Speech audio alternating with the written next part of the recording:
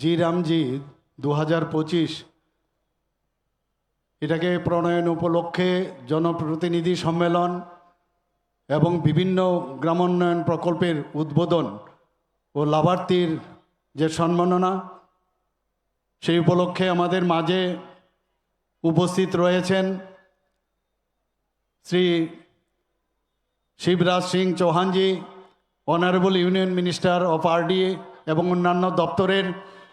আমি ত্রিপুরা সরকারের তরফ থেকে এবং त्रिपुरावासीर तरफ থেকে सर को मैं स्वागत करता हूं। त्रिपुरा माँ सुंदरी में आप पहुंचे हैं यहाँ पर, इसलिए मैं आभार हूं। हमारे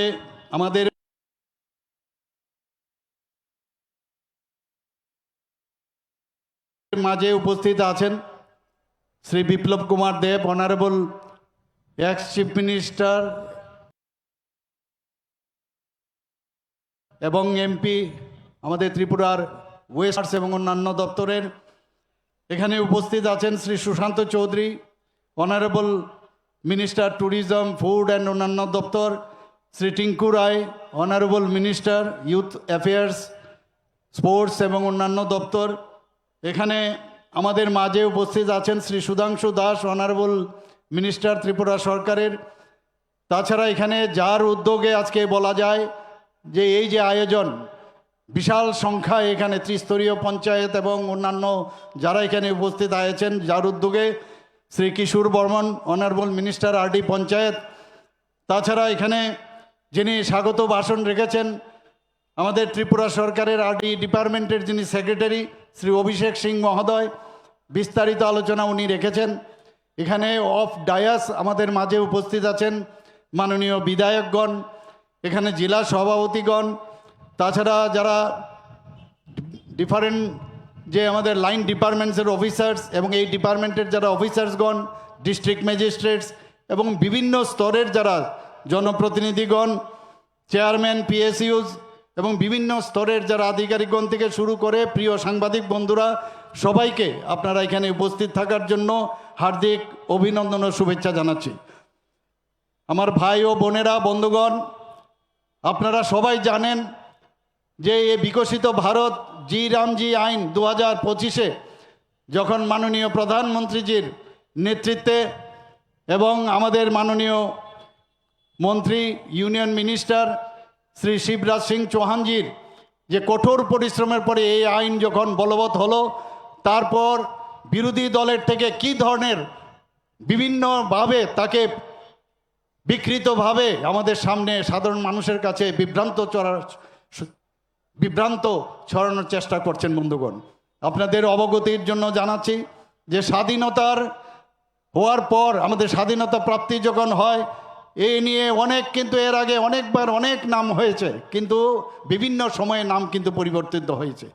এবং তার যে মেইন উদ্দেশ্য সেটা হচ্ছে রুরাল ডেভেলপমেন্টের যে পলিসি, সেটাকে সামনে রেখে, এবং এইভাবে বারবার অনেকবার অনেক নাম চেঞ্জ হয়েছে।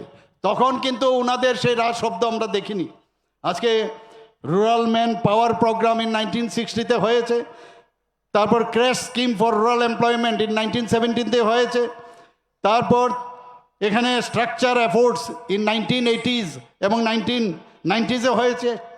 তার মধ্যে যেসব বিষয়গুলো আছে, যে national rural employment programme, rural landless employment guarantee programme, যেটাকে পরবর্তী সময়ে মার্চ করা হয়েছে জহর রোজগার যোজনা ইন 1989, এবং সেইভাবে তখন কিন্তু হয়েছে। ওনারাই কিন্তু পরিবর্তন করেছেন, তখন কিন্তু এই তাদের শব্দ আমরা দেখিনি। এবং পরবর্তী সময়ে সেটা সম্পূর্ণ গ্রাম রোজগার যোজনা 1999-এ হয়েছে। সেখানেও মেইন যে উদ্দেশ্য ছিল যে সমস্ত গ্রামীণ এলাকায়, আমার পূর্ববর্তী বক্তা বলেছেন যে গ্রামের যদি উন্নয়ন না হয় তাহলে আমাদের রাজ্য এবং আমাদের দেশ কোনো সময় উন্নয়ন হবে না। এবং সেই দিশায় মাননীয় প্রধানমন্ত্রী যে কাজ করছেন, একের পর এক কাজ করছেন, এবং যেটাকে বারবার উনি বলছেন যে সবকা সাথ সবকা বিকাশ, বিশ্বাস আর তার প্রয়াস। আজকে এরপর employment assurance and the food for work programme, সেটাও দেখা গেছে আগে এই ধরনেরও একটা প্রোগ্রাম শুরু হয়েছিল। কিন্তু এর থেকে মেজর শিফট যেটা হয়েছিল সেটা হয়েছে মহারাষ্ট্র এমপ্লয়মেন্ট গ্যারান্টি অ্যাক্ট 1977, সেই কনসেপ্টকে মাথায় রেখে যেটা Mahatma Gandhi national rural employment guarantee in 2005-এ সেটা হয়েছিল, এবং সেখানে লিগ্যাল রাইটস যেটা দেওয়া হয়েছে ফ্রেম ওয়ার্ক সেটা হয়েছিল। আজকে এর মধ্যে এই প্রোগ্রামের মাধ্যমে অনেক কিছু যেগুলো মানে সাধারণ মানুষের অনেক অসুবিধা হচ্ছিল, যেগুলো 100% যে মাঝখানে মিডলম্যান চলে আসতো, অনেক অসুবিধা হতো, আমরা সবাই জানি। সে আমাদের মনে আছে যে আগে যখন আমাদের কোনো ন্যাশনাল দিল্লি থেকে যখন এখানে 1 টাকা পাঠানো হতো তো 25 পয়সা আসতো, প্রাক্তন প্রধানমন্ত্রী নিজের মুখের কথা। তো এই যে মিডলম্যান থেকে বাঁচার জন্য মাননীয় প্রধানমন্ত্রীজি এই যে বিল এনেছেন জি রাম জি মিল 2025, এখন জি রাম শুনে ওদের সমস্যা হয়ে গেছে যে রামের আসল অর্থই বুঝছে না, ভাবছে রাম রামে তো ওদের অ্যালার্জি হয়। কিন্তু এখানে রামের যে অর্থটা হচ্ছে, অর্থাৎ এই যে আমাদের বিকশিত Bharat, that is VV, guarantee for রোজগার অ্যান্ড আজীবিকা মিশন গ্রামীণ, এটা হচ্ছে আসল উদ্দেশ্য। এখানে জি রাম শুনেই এদের অ্যালার্জি শুরু হয়ে গেছে বন্ধুগণ। এবং এইভাবে আমরা দেখেছি যে লোকসভায় যখন এটা পেশ হয় সেখানেও খুব হইচই হয়েছে।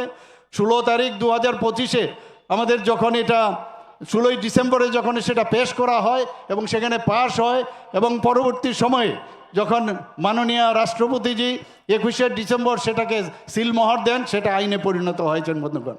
এর যে মেইন উদ্দেশ্য, সেই উদ্দেশ্য হচ্ছে এমজিএন রেগার যে ডিফল্টগুলো আছে, যেটা আমি একটু আগে বলার চেষ্টা করেছি যে অনেক সময় অনেক প্রোগ্রাম হয়েছে সেগুলো পরিবর্তন হয়েছে, এখন নিড অফ দ্য আওয়ার, সেই নিড অফ দ্য আওয়ারে সেটার পরিবর্তন হয়েছে।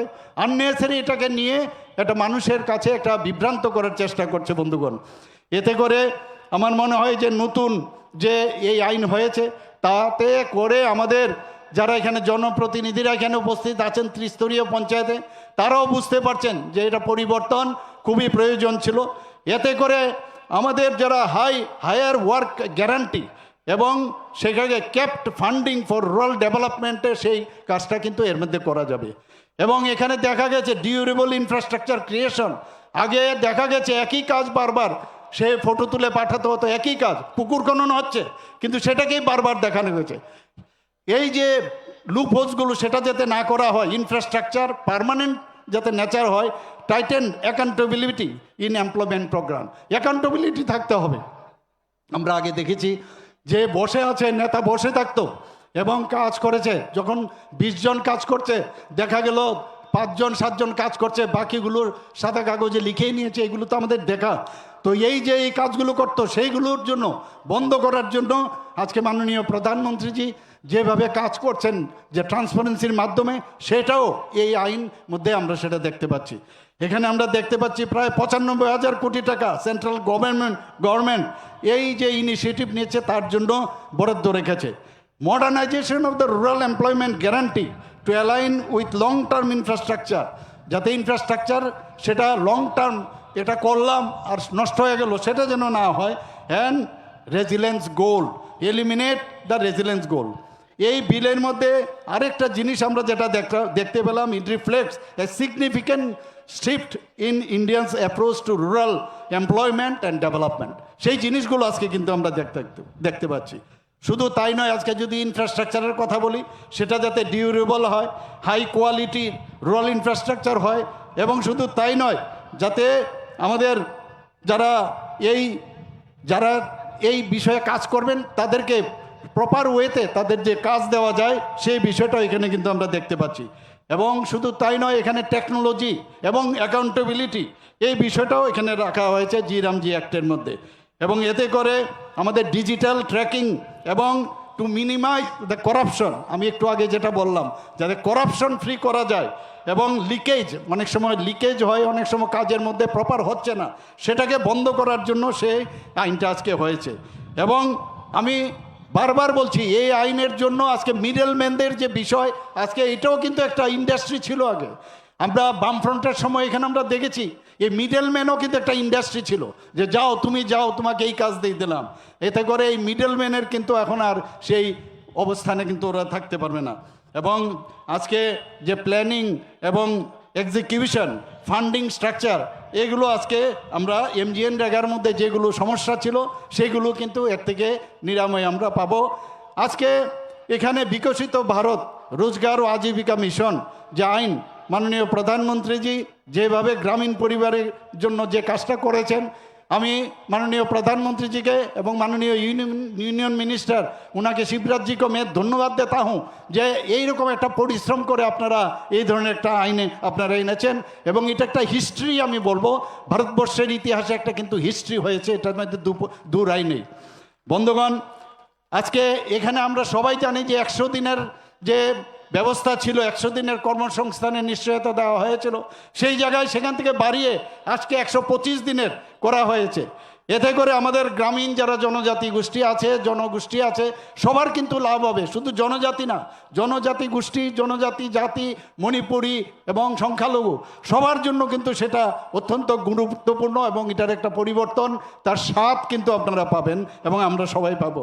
বেকার ভাতার অধিকার এখানে পূর্ববর্তী আইন অর্থাৎ MGNREGAর অধীনে বিভিন্ন শর্ত কিন্তু সেখানে ছিল এবং তাতে করে বেকার ভাতা যেটা দেওয়া হতো সেটা অসম্ভব ছিল। কিন্তু এই আইনের কারণে আজকে কিন্তু এই বিধিনিষেধ কিন্তু প্রত্যাহার করা হয়েছে। এখন কাজের দাবি জানানোর পর সেখানে কর্মসংস্থানের প্রদান যদি না করা হয় তার জন্য অটোমেটিক্যালি স্বয়ংক্রিয়ভাবে বেকার ভাতা প্রদানযোগ্য হবে। এর ফলে কর্মসংস্থানের অধিকার, আপনার যে রাইটস, সেটা কিন্তু বাস্তব রিয়েলিটি হবে এবং কার্যকরভাবে এটা একটা আইন হিসাবে সেটা কিন্তু প্রতিষ্ঠিত হলো। এখানে আমরা দেখতাম আগে অনেক সময় রেগার মজুরি ঠিকভাবে পাচ্ছেন না, টাইমলি পাচ্ছেন না। এখন কিন্তু এই আইনের সুবিধা কিন্তু অন্যরকম হয়ে গেল, সময় মতো মজুরি দিতেই হবে। মজুরি প্রদানে বিলম্ব প্রায়শ আমরা শুনতাম, এখন এই মজুরি প্রদানে বিলম্ব হলে বিলম্বের প্রতিটি দিনের জন্য ক্ষতিপূরণ এই মজুরি প্রদান করা হবে এবং এর ফলে স্বচ্ছতা বৃদ্ধি পাবে এবং শ্রমিকরা তাদের পূর্ণ যে প্রাপ্যতা সেটা কিন্তু তারা পাবে। এখন থেকে কাজের পরিকল্পনা গ্রাম সভাতেই নিয়ে হবে, কোন কোন কাজ গ্রাম সভার মধ্যে, এই যে ডিসেন্ট্রালাইজেশন অফ পাওয়ার সেটা কিন্তু এই আইনের মধ্যে দেওয়া হয়েছে। আগে উপর থেকে কিন্তু বলে দেওয়া হতো এই কাজ করতে হবে এবং অনেক সময় গ্রাম স্তরে বিভিন্ন কাজ আছে। একরকম একটা কাপড় আমি বানিয়ে দিলাম, একটা আমি জামা বানিয়ে দিলাম, সব গ্রামে কিন্তু এক নাও হতে পারে। এর জন্য ওইখানে যে যে জিনিসগুলো এক একটা গ্রামে যা প্রয়োজন সেটা করবে। এখানে গ্রাম পঞ্চায়েতের যে পরিকল্পনা সেখানে প্রণয়ন করবে এবং গ্রামবাসীদেরও কিন্তু সেখানে কিন্তু অংশগ্রহণ বাধ্যতামূলক এই আইনের মধ্যে। আমরা গ্রাম পঞ্চায়েতে আছি, আমরাই খালি ডিসিশন নেব সেই রকম না, এখানে গ্রামবাসীরও সেই যখন ডিসিশন হবে তারাও কিন্তু সেখানে থাকতে পারবে। এখানে একটা অদ্ভুত যে বিষয় আমার কাছে খুব ভালো লাগলো, সেটা কাজের 4টি বিভাগ এখানে তৈরি করা হয়েছে। যেমন জল নিরাপত্তা ও সংরক্ষণ সংক্রান্ত কাজ, এখানে কি যে কনস্ট্রাকশন অফ ক্যানেলস এবং চেক ড্যামস, রিজুমিনেশন অফ পন্ডস, এখানে এফরেস্টেশন এবং প্লান্টেশন, এই জল নিরাপত্তা ও সংরক্ষণ সংক্রান্ত কাজ। এই হেডলাইন্সের মধ্যে আপনাকে স্পেসিফিকেশন দিয়ে দিয়েছে আপনি কি কি কাজ করবেন। আগে তো কি কাজ করবে সেটাই জানতো না, যখন যা খুশি তাই করতো। গ্রামীণ পরিকাঠামো সংক্রান্ত কাজ, সেই বিষয়ে আমার একটু আগে মাননীয় ইউনিয়ন মিনিস্টারের সাথে কথা বলছিলেন যে এত সুন্দরভাবে এই যে গ্রাম পরিকাঠামো সংক্রান্ত কাজ, তার যে ইনফ্রাস্ট্রাকচার সেগুলোর মধ্যে কি থাকবে, রোডস, গ্রাম পঞ্চায়েত ভবন, অঙ্গনবাড়ি সেন্টার এবং solid waste management assets specification আছে। এই কাজগুলো আমাদের গ্রামীণ যারা আছেন তাদেরকে সেই কাজটা দেওয়া হবে। আজীবিকা উন্নয়নমূলক কাজ অর্থাৎ রুরাল হার্টস, ফুড গ্রেইন স্টোরেজ, তাছাড়া ওয়ার্কশেড ফর SHG গ্রুপ এবং ডায়েরিতে যারা যুক্ত আছেন তাদের জন্য ইনফ্রাস্ট্রাকচার তৈরি করা। জলবায়ু পরিবর্তন ও প্রতিকূল আবহাওয়া মোকাবিলা কাজ, আমরা জানি ত্রিপুরাতে অনেক সময় সাইক্লোন হয়, বিভিন্ন সময়ে এই যে আপদা আসে, সেই জায়গার মধ্যে আমাদের তখন আমরা লোক কোথার থেকে নেব? এই যে আমাদের যাদেরকে আমরা এই কাজ আমরা ব্যবস্থা করছি তারা কিন্তু কনস্ট্রাকশন অফ সাইক্লোন, তাছাড়া এখানে যারা ফ্লাড শেল্টার্স আছে সেই ফ্লাড শেল্টার তৈরি করা, এমব্যাঙ্কমেন্ট বাঁধের যদি সমস্যা হয় সেখানে তাদেরকে কাজ দেওয়া, এবং শুধু তাই নয় তাদেরকে ফরেস্ট, আমরা জানি অনেক সময় ফরেস্টে কিন্তু আগুন লাগে, তো সেখানে কাদের ডাকবে, লোক পাওয়া যায় না, তো তাদেরকে কিন্তু এই চারটি যে ক্ষেত্রে এতে ক্ষেত্রে উন্নয়ন, ক্ষমতায়ন, সমন্বয় এবং টেকসই যে আজীবিকা ভিত্তি সেটা গ্রহণ করা হবে। বন্ধুগণ, আজকে আমাদের এই যে বিভাগীয় সমন্বয়ের স্বচ্ছতা, এতে করে কিন্তু এই যে কোঅর্ডিনেশনের মাধ্যমে সত্যিকারের অর্থেই গ্রামের যে উন্নয়ন সেটা সম্ভব হবে। আমরা আরেকটা জিনিস যেটা খুব ইম্পর্ট্যান্ট, না বললে নাওই হয়, কারণ আমার পরবর্তী বক্তা ওনার আবার একটা প্রোগ্রাম আছে, যেতে হবে, আমি বেশি কিছু বলবো না, এক দুটো কথা বলে আমি আমার বক্তব্য আমি সমাপন করব। এখানে এই যে আইন করা হয়েছে তাতে করে যারা আমরা কৃষকরা আছে তাদের 2 মাসের জন্য কিন্তু তাদের কৃষকে যাতে কৃষিকতার মধ্যে যাতে তাদের সমস্যা না হয়, কৃষিক্ষেত্রে যাতে তাদের সমস্যা না হয়, তো 2 মাস তাদের জন্য সেখানে বন্ধ থাকবে। টোটাল 125 যদি দেয়, 300, আমরা যদি 365 থেকে 60 দিন আমরা বাদ দিই তাহলে কত থাকে? 305। 305-এর মধ্যে আমরা যদি আজকে 125 দিন দেই তাহলে এই যে বাকি দিনগুলো তারা কিন্তু কাজ করতে পারবে, এবং একক জায়গার মধ্যে এক এক রকম, কারণ অনেক জায়গায় আছে বৃষ্টি বাদলা, এক এক জায়গায় এক এক রকম হয়, তো সেটাকে মাথায় রেখে সারা ভারতবর্ষের মধ্যে এই যে 125 দিন কিন্তু 2 মাস তার বন্ধ থাকবে, যাতে কৃষিক্ষেত্রে, কারণ কৃষির উপর ভিত্তি করে আমাদের দেশ এবং আমাদের রাজ্য চলছে, সেই জিনিসটা রাখা হয়েছে। শুধু তাই নয়, অ্যাডমিনিস্ট্রেশনের ক্ষেত্রে যেখানে আগে 6% ছিল প্রশাসনিক ব্যয়, ভেরি ইম্পর্ট্যান্ট, সেখানে 6% থেকে বাড়িয়ে সেটাকে 9% করা হয়েছে বন্ধুগণ, যাতে করে ক্যাপাসিটি বিল্ডিং করা যায়। এবং আমি আশা করি যে এই ধরনের ইনফরমেশনগুলো, যে কোথায় কি হচ্ছে, কোথার থেকে আমি প্রপার ইনফরমেশন পাবো, একমাত্র সরকারি ও তার যে অফিসিয়াল সাইট সেখান থেকে এগুলো সংগ্রহ করা উচিত। বন্ধুগণ, আজকে এই যে এখানে আরেকটা জিনিস বারবার বিরোধীরা বলছে যে এমজিএন রেগা চলে গেছে, এরকমটা না, এমজিএন রেগা চলবে, পাশাপাশি আজকে আমাদের এই যে নতুন আইন জিরামজি হয়েছে সেটাও পাশাপাশি চলবে। যখন এটা পুরো অ্যাডপ্ট করবে, অ্যাক্লামেটাইজ হবে, তখন সেটা কিন্তু চলে যাবে, এবং এতে করে আমার মনে হয় আরও কাজ আগামী দিনে আরও স্পিডে কিন্তু সেটা সম্ভব হবে। আমি আশা করি এই যে 2025 ভিভি জিরামজি আইন সেটা যদি বাস্তবায়িত হয়, যারা এর বেনিফিশিয়ারি হবে তারা 125 দিনের এই কর্মসংস্থান পাবে, এবং নির্ধারিত যে বর্ধিত মজুরি সেটাও তারা পাবে। আমি আবারও মাননীয় প্রধানমন্ত্রী শ্রী নরেন্দ্র মোদীজিকে আমি ধন্যবাদ দেব।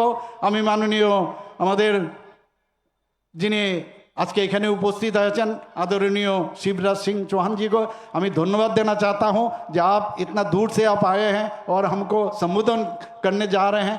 सबको धन्यवाद देते हुए मैं अपना पानी रखता हूं। সবাইকে নমস্কার, খুলুঙ্খা अम्बाई नमस्कार, वंदे मातरम, भारत माता की जय। धन्यवाद महोदय, आपके प्रेरणादायी शब्द हम सभी के लिए प्रेरणा स्रोत है। अब ये मेरी सौभाग्य है कि मैं माननीय केंद्रीय ग्रामीण विकास मंत्री एवं कृषि एवं किसान कल्याण मंत्री श्री शिवराज सिंह चौहान जी से विनम्रता पूर्वक निवेदन करूं कि वे इस सम्मानित सभा को अपने प्रेरणादायी शब्दों से संबोधित करें। मां त्रिपुर सुंदरी की इस पवित्र धरा से एक बार मेरे साथ प्रेम और जोर से बोलिए, भारत माता की, मां त्रिपुर सुंदरी की, त्रिपुरा की जनता की, जनप्रतिनिधि भाइयों और बहनों की, और मेरे भांजे और भांजियों की। मंच पर विराजमान त्रिपुरा के कर्मठ, यशस्वी और गतिशील मुख्यमंत्री, और मुझे कहते हुए आज खुशी है, वो ग्रामीण विकास मंत्री भी है, और ग्रामीण विकास के मामले में त्रिपुरा हिंदुस्तान में नंबर 1 पर पहुंच गया है। जरा ताली त्रिपुरा वाली बजाइए, जोरदार तालियां बजा के स्वागत। हमारे मुख्यमंत्री आदरणीय प्रोफेसर डॉक्टर माणिक साहा जी, हमारे पूर्व मुख्यमंत्री, पार्टी के कामों में कभी हरियाणा, कभी पश्चिम बंगाल, अलग अलग राज्यों में बीजेपी को मजबूत करने का काम कर रहे हैं, और अब यहाँ के लोकप्रिय सांसद आदरणीय बिप्लब कुमार देव जी, हमारे फाइनेंस मिनिस्टर श्री प्रणजीत सिन्हा राय जी, हमारी उद्योग मंत्री बहन श्रीमती संतना चकमा जी, हमारे समाज कल्याण एवं एससी मंत्री आदरणीय श्री टिंकू राय जी, अनुसूचित जाति कल्याण एसटी मंत्री आदरणीय श्री सुधांशु दास जी, पंचायती राज मंत्री आदरणीय किशोर बर्मन जी, खाद्य मंत्री आदरणीय सुशांत चौधरी जी, सचिव आरडी अभिषेक सिंह जी, मंच पर विराजमान और नीचे बैठे हुए सभी जनप्रतिनिधिगण, यहाँ आम जनता नहीं है, जनता के प्रतिनिधि बैठे हैं। ऐसे सभी, चाहे वो जिला पंचायत हो, ब्लॉक पंचायत हो, ग्राम प्रधान हो, त्रिस्तरीय पंचायती राज के सभी प्रतिनिधि भाइयों बहनों, हमारे ऑफिसर्स, अधिकारी, कर्मचारी यहाँ उपस्थित, आप सभी को मैं दोनों हाथ जोड़कर शीश झुका के प्रणाम करता हूं। आज सचमुच में ये मेरा सौभाग्य है कि मां त्रिपुर सुंदरी का आशीर्वाद जहां सदैव बरसता है, उस पवित्र धरती पर आने का अवसर मिला है। मां त्रिपुर सुंदरी से मैं यही प्रार्थना करता हूं, आप सब पर कृपा और आशीर्वाद की वर्षा करे। त्रिपुरा की जनता सुखी हो, निरोग हो, आप सबका मंगल हो, आप सबका कल्याण हो, सुख समृद्धि और रिद्धि सिद्धि आप सबकी जिंदगी में आए, और मां ऐसी कृपा करे कि आपके पांव में कांटा भी न गड़ पाए, और मां की कृपा सारे देश पर बरसे। प्रधानमंत्री श्रीमान नरेंद्र मोदी जी के नेतृत्व में एक वैभवशाली भारत, एक गौरवशाली भारत, एक संपन्न भारत, एक समृद्ध भारत, एक शक्तिशाली भारत का निर्माण हो रहा है। मां ऐसा आशीर्वाद देना कि भारत विश्व गुरु बन जाए और दुनिया को रास्ता दिखाने का काम करे, और ये होगा। आज मैं अगरतला की इस पवित्र धरा से ये घोषणा करने का साहस कर रहा हूं, जो कभी स्वामी विवेकानंद जी ने कहा था, 100-125 साल पहले स्वामी जी ने कहा था, सुदीर्घ रजनी समाप्त हुई जान पड़ती है, महानिशा का अंत निकट है, जो अंधे हैं वो देख नहीं सकते, जो बहरे हैं वो सुन नहीं सकते, लेकिन मैं स्पष्ट रूप से देख रहा हूं कि भारत माता एक बार फिर से अंगड़ाई लेके खड़ी हो रही है और विश्व गुरु के पद पर अधिष्ठित हो रही है। ये एक नरेंद्र ने कहा था, स्वामी विवेकानंद ने, और ये दूसरे नरेंद्र मोदी जी के नेतृत्व में होगा। और जहां कृपा हो त्रिपुर सुंदरी मैया की, यहां तो चारों तरफ से आवाज आती है, मां त्रिपुर सुंदरी की जय। यहाँ की हवाएं भी बोलती है, मां त्रिपुर सुंदरी की जय। यहाँ की घटाएं भी बोलती है, मां त्रिपुर सुंदरी की जय। यहाँ के वृक्ष और उनमें लिपटी लताएं भी बोलती है, मां त्रिपुर सुंदरी की जय। यहाँ लटकी फूलों की मालाएं भी बोलती है, मां त्रिपुर सुंदरी की जय। उन मां के चरणों में मैं फिर एक बार प्रणाम करता हूं। और त्रिपुरा के बहनों और भाइयों, प्रधानमंत्री जी अपने आप को प्रधान सेवक कहते हैं। पंडित दीनदयाल उपाध्याय जी ने कहा था, मानव जीवन का अंतिम लक्ष्य है परमात्मा की प्राप्ति, भगवान की प्राप्ति। और वो कैसे होगी? तो वो कहते थे, मैं नहीं जानता कि मंदिर में आके अगर भगवान की आप आरती करेंगे तो भगवान प्रसन्न होकर दर्शन देंगे कि नहीं देंगे। मैं ये भी नहीं जानता कि हिमालय की गुफाओं में बैठ के आप तपस्या करेंगे तो भगवान प्रसन्न होंगे कि नहीं होंगे। लेकिन मैं अच्छी तरह जानता हूं, यदि दीनों की सेवा कर ली, दुखियों की सेवा कर ली, अरे अगर गरीबों की आंखों के आंसू पहुंच दिए तो गरीबों की इन्हीं आंखों में तुम्हें साक्षात भगवान के दर्शन होंगे, साक्षात नारायण दिखाई देगा। ये दरिद्र ही नारायण है और जनता ही जनार्दन है, और इस जनता की सेवा हमारे लिए भगवान की पूजा है। और आज त्रिपुरा की इस पवित्र धरा पर उसी भाव से आया हूं। लेकिन जब मैं त्रिपुरा की बात करता हूं तो भी प्रोफेसर हमारे मुख्यमंत्री माणिक साहा जी कह रहे थे, बहुत कम समय के लिए आए हो, यहाँ तो और समय निकाल कर आना चाहिए। लेकिन माणिक साहा जी, ये धरती तो ऐसी है कि दिल कहे रुक जा रे, रुक जा रे, रुक जा, तू यहीं पे कहीं, जो बात इस जगह है कहीं पे नहीं। प्रधानमंत्री जी ने पूर्वोत्तर को, नॉर्थ ईस्ट को कहा अष्टलक्ष्मी, लेकिन ये त्रिपुरा है जहां अष्टलक्ष्मी का हर रूप जीवंत दिखाई देता है। यहाँ की सदियों पुरानी परंपराओं में, और मां त्रिपुर सुंदरी की अनवरत कृपा में आदि लक्ष्मी विराजती है। यहाँ के किसानों के परिश्रम में और बागानों की संपन्नता में धन लक्ष्मी का वास होता है। यहाँ के लहलाते खेतों में कृषि और अन्न की देवी धान्य लक्ष्मी फल फूल रही है। यहाँ के घने जंगलों में और सिपाही जला के वन्य जीवों और नीर महल के राजसी वैभव में गज लक्ष्मी के दर्शन होते हैं। प्रकृति माता के अद्भुत आशीर्वाद में संतान लक्ष्मी का सृजन झलकता है और यहाँ के माताओं बहनों के अदम्य साहस और आंदोलनों की गौरव गाथा में वीर लक्ष्मी का शौर्य झलकता है। यहाँ से दक्षिण पूर्व एशिया के खुलते व्यापारिक द्वारों और वैश्विक पहचान में जय लक्ष्मी के दर्शन होते हैं। यहाँ की अद्भुत बांस शिल्प और बुनकरों की अद्वितीय रचनात्मकता में विद्या लक्ष्मी का प्रकाश आलोकित है। भाइयों और बहनों, त्रिपुरा केवल एक राज्य नहीं, ये अष्ट लक्ष्मी के पूर्ण वैभव का केंद्र है। और मेरा पूरा विश्वास है डॉक्टर प्रोफेसर माणिक साहा जी के नेतृत्व में ये जो टीम बैठी है और प्रधानमंत्री जी के आशीर्वाद से त्रिपुरा को हिंदुस्तान के नंबर 1 का राज्य बनाकर ही हम चैन की सांस लेंगे। और उस दिशा में मुझे कहते हुए तकलीफ होती है। वर्षों तक यह वामपंथियों ने राज किया। क्या दिया वामपंथियों ने?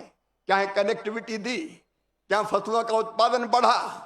क्या ग्रामीण विकास के काम हुए? अभी गांव की बात हो रही है। मैं आया हूं जी राम जी विकसित भारत योजना के बारे में भी चर्चा करने।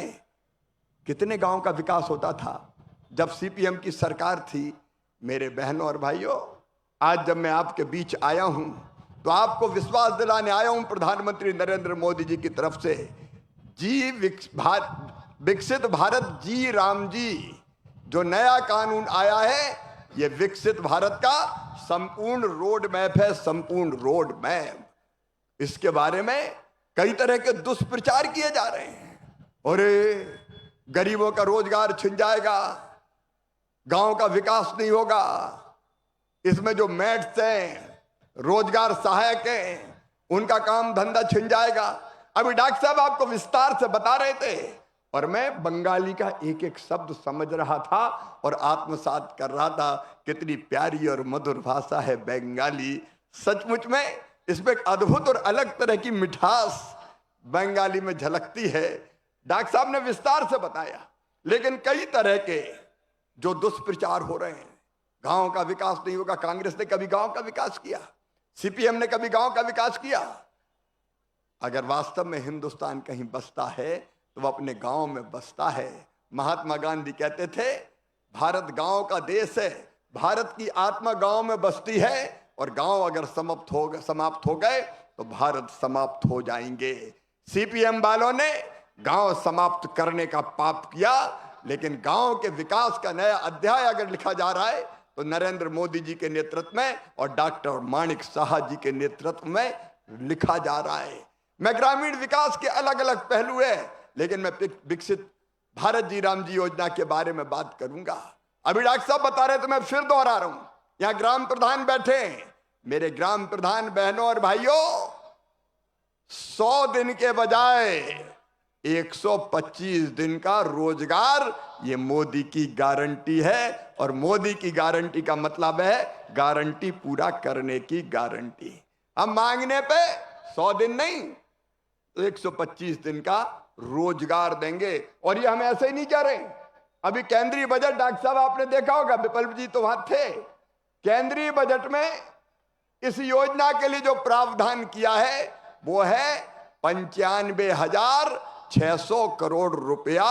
और उसमें राज्य का अंश मिला दिया जाए तो कुल बजट का, मेरी बात ध्यान से सुने सब जनप्रतिनिधि, कुल बजट इस साल विकसित भारत जी राम जी योजना के अंतर्गत है 1,51,282 करोड़ रुपया।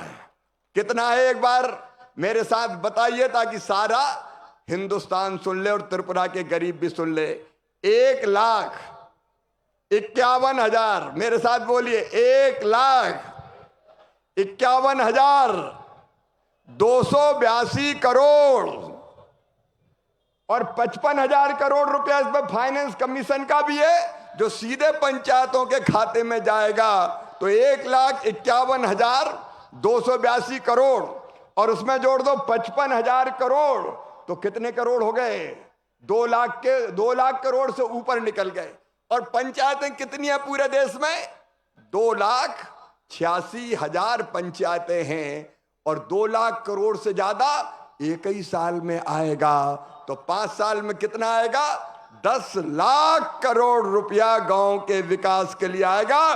ताली बजा के अभिनंदन कीजिए नरेंद्र मोदी जी का। 10 लाख करोड़ कोई कल्पना करता था? एक पंचायत को 1.5 करोड़ से देके 1.25 करोड़ लाख रुपए तक मिलेगा एक पंचायत को, एक पंचायत को। और आप कल्पना कीजिए, अगर ईमानदारी से इस पैसे से काम हो गया तो गांव में कोई विकास का काम बचेगा क्या? आप बताओ, अगर ईमानदारी से इस पैसे से काम हो गया तो गांव का विकास होगा कि नहीं होगा? गांव का संपूर्ण विकास, डॉक्टर साहब, संपूर्ण विकास, ये हमारा संकल्प है, ये प्रधानमंत्री का सपना है। लेकिन रो रहे हैं कांग्रेस वाले, सीपीआई वाले, मजदूर बेरोजगार हो जाएंगे, रोजगार छिन जाएगा। तुमने कितना पैसा दिया?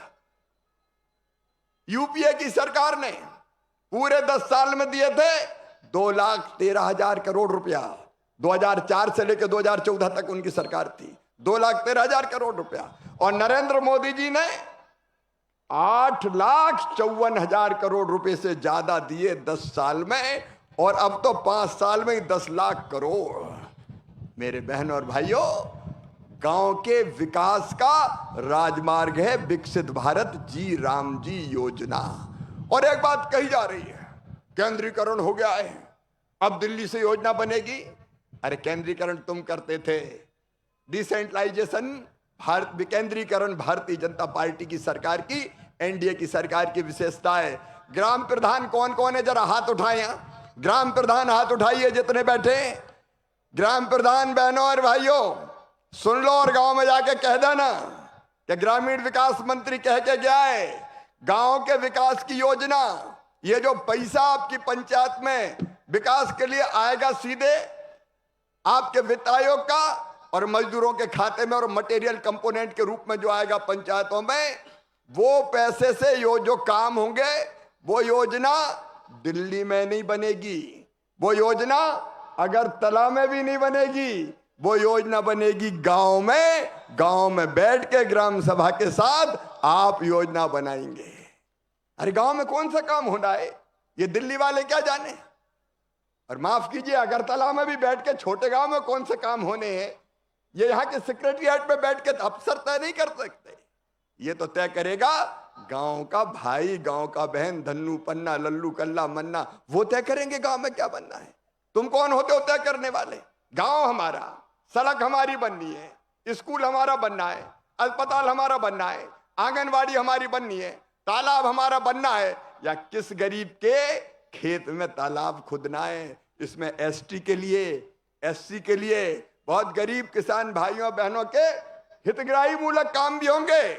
अगर ग्राम सभा तय करती है कि रामलाल के खेत में तालाब की जरूरत है, तो रामलाल के खेत में भी तालाब मिल जाएगा और उसकी किस्मत भी और तकदीर भी बदल जाएगी पानी से।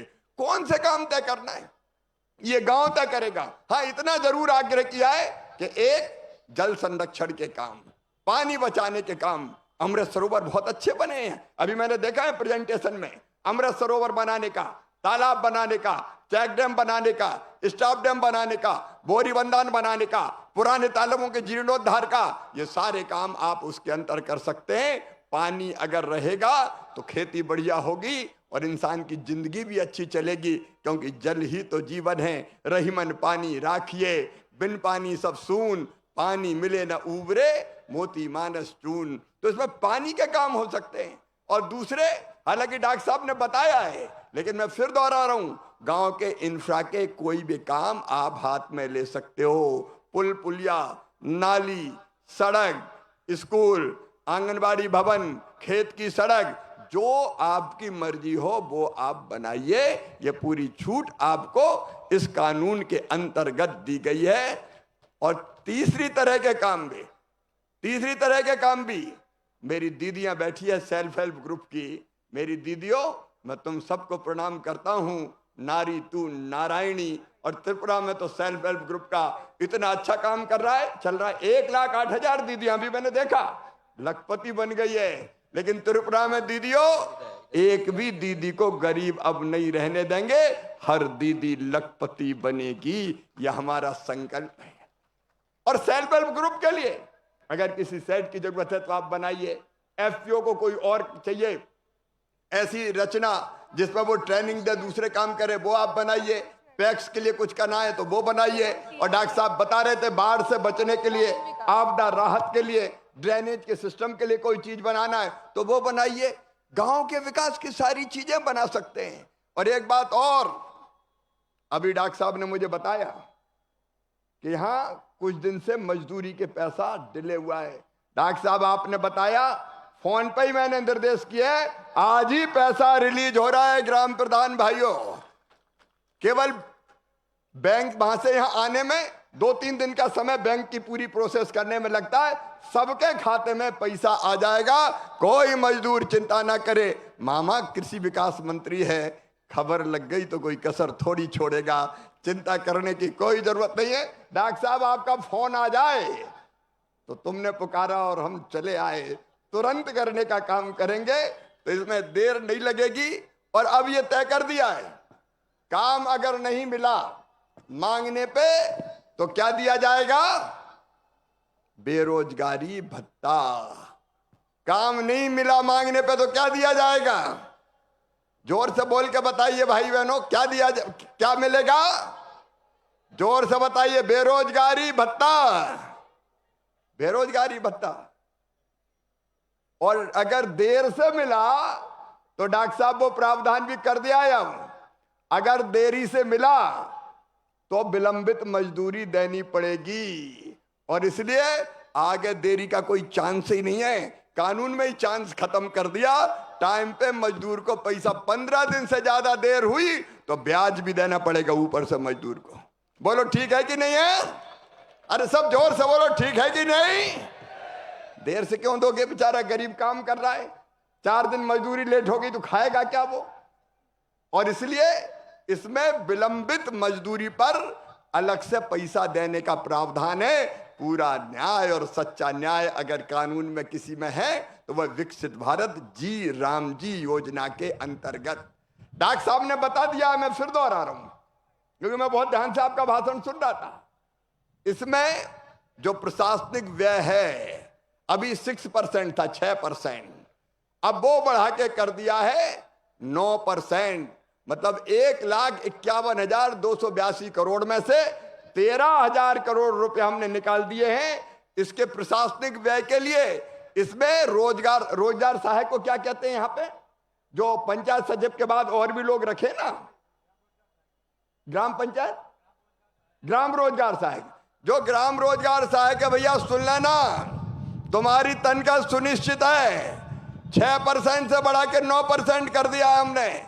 मैट हो, टेक्निकल स्टाफ हो, कोई चिंता मत करना, सबके लिए तनख्वाह की पूरी व्यवस्था कर दी है। और अफसर भैया ये ध्यान रख लेना कि गाड़ी माड़ी में ज्यादा खर्चा मत करना, पहले ये तनख्वाह बांट देना। अब 13,000 करोड़ का इंतजाम हमने कर दिया है तो इनकी तनख्वाह में देर नहीं होनी चाहिए। मैं त्रिपुरा की बात नहीं कर रहा है, कई राज्य में 2-2, 3-3 महीने तनख्वाह ही नहीं देते बेचारे, तो परेशान रहते हैं। इसलिए अब उस परेशानी को भी पूरी तरह से समाप्त कर दिया है। ग्राम रोजगार सहायक जिंदाबाद, मैट बहन भी जिंदाबाद। तुम्हारा भी रोजगार सुनिश्चित है और तनख्वाह समय पर सुनिश्चित करने का काम किया है। और अब ये भड़का रहे हैं, एसटी को नुकसान हो जाएगा, एससी को नुकसान हो जाएगा। एसटी, एससी, दिव्यांग, हमारी विधवा बहन, महिलाएं, इन सबको प्राथमिकता देने का इसमें प्रावधान किया गया है। किसी को कोई घाटा नहीं होगा, सबका ध्यान इसमें रखा गया है। और एक बात और, कई बार ये बात आती थी, डॉक्टर साहब ने भी कहा है, मैं फिर दोहरा रहा हूं। अब तो डॉक्टर साहब आप मान गए कि बंगाली पूरी तरह से समझाऊं मैं आपको। उसमें जब आपने भी कहा है, मैं भी दोहरा रहा हूं कि ऐसा समय जो एग्रीकल्चर, खेती के लिए पीक का टाइम होगा, उस समय कई बार खेती में भी रोजगार मिलता है। तो 100 से 125 दिन करते हुए ये अधिकार राज्य सरकार को दिया है कि जब खेती का काम पीक पे हो तो उस समय अधिकतम 60 दिन वो टुकड़ों में हो सकते हैं। जो सीजन अलग अलग आते हैं उसमें 15 दिन 20 दिन करके 3 बार में भी कर सकते हैं। तो 60 दिन अधिकतम ये इस कानून के अंतर्गत, ये विकसित भारत जी राम जी के अंतर्गत काम बंद रहेगा ताकि खेती बाड़ी का काम भी चल सके। तो किसानों की भी जय जय और मजदूर की भी जय जय।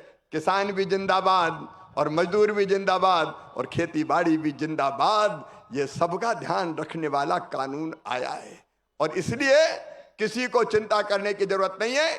गांव गांव जाओ और ये सही बात गांव के भाई और बहनों को बताओ कि ये हमारा जो कानून है हमारे गांव की तस्वीर और गरीबों की तकदीर बदल के रख देगा। मेरे बहनों और भाइयों, जो एक्सलेंट परफॉर्मेंस है त्रिपुरा का, उसके लिए मैं एक बार फिर आपको हृदय से बधाई देता हूं, धन्यवाद देता हूं। आपको भी बधाई देता हूं, गांव में काम करने वाले जनप्रतिनिधि भी है। एक बार जोर से ताली अपने आप के लिए भी सब बजाएं, क्योंकि सबने काम किया है, सबने काम किया है। क्योंकि 3,76,913 मकान में से स्वीकृत आपने सब कर दिए और पूरे कर दिए 3,73,828। ये किसी राज्य में मैंने नहीं देखा। आपने तो क्या लिए लगभग 99% से 99%, अरे 100% ले गया त्रिपुरा। तो भाई एक बार फिर त्रिपुरा के लिए तालियां बजाइए। लेकिन इसके साथ अब मैं ये भी कह रहा हूं, ग्रामीण विकास मंत्री हूं, प्रधानमंत्री जी का संकल्प है कोई गरीब कच्चे घर में नहीं रहेगा और इसलिए हमने तय किया कि फिर से एक बार सर्वे हो जाए। त्रिपुरा ने पहले सर्वे कर लिया है, सर्वे करके फिजिकल वेरिफिकेशन भी आपने कर लिया है। सर्वे में 2,56,142 मकान सर्वे में आए थे और फिजिकल वेरिफिकेशन करके भी जो मेरी जानकारी 2 लाख के आसपास मकान ऐसे हैं जिनको पात्रता आती है। तो सुनो त्रिपुरा के मेरे वो बहनों और भाइयों जो अभी कच्चे घर में रहते हैं, तुम कच्चे घर में नहीं रहोगे, तुम्हें भी पक्का मकान बनाने का पैसा दिया जाएगा। प्रधानमंत्री आवास योजना के अंतर्गत एक बार कच्चे घर में रहने वाले भाई बहनों को अभी अभिनंदन करो। ये उनकी जिंदगी बदलने का प्रयास है। क्यों कोई टूटे घर में रहे? उसके भी सपने हैं, उसके भी बच्चे हैं, गर्मी सर्दी बरसात परेशान होना पड़ता है। अब उसका मकान भी पक्का बनेगा। फेजेज में ये मकान त्रिपुरा को देने का काम प्रारंभ किया जाएगा। पीएम जनमन की सड़कें भी आपने बहुत ढंग से पूरी की है। वो भी आपने पीएम जनमन के मकान भी 17,217 में से स्वीकृत करके 16,781 बना दिए। उसके लिए भी धन्यवाद। पुरानी सड़कें आपकी पूरी हो गई है। अब नई सड़कें जो आपने 109 बसाहटों को जोड़ने के लिए दिया है वो स्वीकृति के अंतिम चरण में। अगली बार जब आऊंगा तो उसका स्वीकृति पत्र भी आपको देने आऊंगा ताकि बचे हुए गांव जो अभी पक्की सड़क से नहीं जुड़े हैं उनको पक्की सड़क से जोड़ने का काम किया जा सके। और मेरी दीदी लखपति दीदी जो बैठी है, जो अभी लखपति नहीं बनी, स्व सहायता समूह का बहुत बेहतर काम चल रहा है और एसएचजी मेड प्रोडक्ट्स भी मैं यहाँ देख रहा हूँ सामने। सुनो दीदियों, इस बजट में एक काम और किया गया है। आप अच्छा अच्छा सामान बनाती हो लेकिन उस सामान को बेचने के लिए कई बार अच्छा प्लेटफॉर्म बाजार नहीं मिलता। अब इस बजट में ये प्रावधान किया है, हर जिले में दीदियों एक सी मार्ट खोला जाएगा। केंद्र सरकार एक सी मार्ट खोलने के लिए 7 लाख रुपए से ज्यादा देगी ताकि उनको अपने जिले में इस सामान बेचने का मौका मिल जाए। बहनों, आपकी जिंदगी बदलना भाजपा की सरकार का सबसे प्रथम कर्तव्य है और इसलिए एक ने अनेकों योजनाएं बनी। मैं उनके बारे में विस्तार से नहीं जा रहा, लेकिन लखपति दीदी योजना के माध्यम से हर दीदी की आमदनी बढ़े और वो गरीब ना रहे, ये हमारा लक्ष्य है। और इसके पूर्ति के लिए त्रिपुरा सरकार दिन और रात काम कर रही है। इसके लिए भी मैं मुख्यमंत्री जी और उनकी टीम का अभिनंदन करता हूं। रूरल डेवलपमेंट के साथ साथ अब मनरेगा के लिए तो मनरेगा बदल के विकसित, अभी मनरेगा चल रही है, विकसित भारत जी राम जी हो गई है। मटेरियल कंपोनेंट की आपने बात कही है, जल्दी से जैसे ये बजट होता है मटेरियल कंपोनेंट का पैसा भी डॉक्टर साहब भेज दिया जाएगा। ताकि कोई दिक्कत और परेशानी ना आए कृषि के लिए। क्योंकि मैं मुख्यमंत्री जी से बात कर रहा था, विप्लव जी से भी पहले बात होती थी, खेती के बिना हमारा काम नहीं चलता। और यहाँ के तो फलों का तो बात ही क्या है, यहाँ का अनानास तो ऐसा है कि खाओ तो ऐसा लगता है कि एक ही आदमी पूरा अनानास खा जाए। जी दिल है कि मानते ही नहीं यहाँ का अनानास देख के। इतने प्यारे फल, यहाँ की सब्जियां, यहाँ के कंद, यहाँ की फसलें होती है। और इसलिए डॉक्टर साहब हमने ये तय किया है कि वैसे तो बहुत अच्छा काम एग्रीकल्चर के क्षेत्र में हो रहा है, लेकिन एक विशेष रोड मैप त्रिपुरा की खेती के लिए बनाया जाएगा। उसके लिए हिंदुस्तान के टॉप के साइंटिस्ट की, वैज्ञानिकों की, कृषि विशेषज्ञों की टीम, किसान भाइयों, त्रिपुरा आएगी, यहाँ की सॉइल देखेगी, यहाँ की मिट्टी का परीक्षण, यहाँ की एग्रो क्लाइमेटिक कंडीशंस देखेगी, और उसके आधार पर त्रिपुरा की कृषि के रोड मैप को और बेहतर बनाने के लिए काम कैसे किया जा सकता है, डॉक्टर साहब हम आपसे निवेदन करेंगे। और किसानों की आमदनी बढ़ाने में आपके साथ मिलकर कोई कसर नहीं छोड़ेंगे। अन्नदाता मतलब जीवन दाता, मतलब भगवान के बराबर। भगवान तो नहीं है, लेकिन किसान भगवान से भी कम नहीं है। उसकी सेवा में भी हम कोई कसर नहीं छोड़ेंगे। अभी आज मैं आया हूं तो RKVY योजना के अंतर्गत अतिरिक्त रूप से 60 करोड़ रुपया और हम स्वीकृत कर रहे हैं त्रिपुरा के लिए, ताकि यहाँ की खेती और यहाँ के फसलों के लिए वो काम आ सके। अगले साल की भी आप योजना बना लीजिएगा। दलहन मिशन के अंतर्गत भी 4 करोड़ रुपए की राशि त्रिपुरा के लिए विशेष रूप से स्वीकृत की है।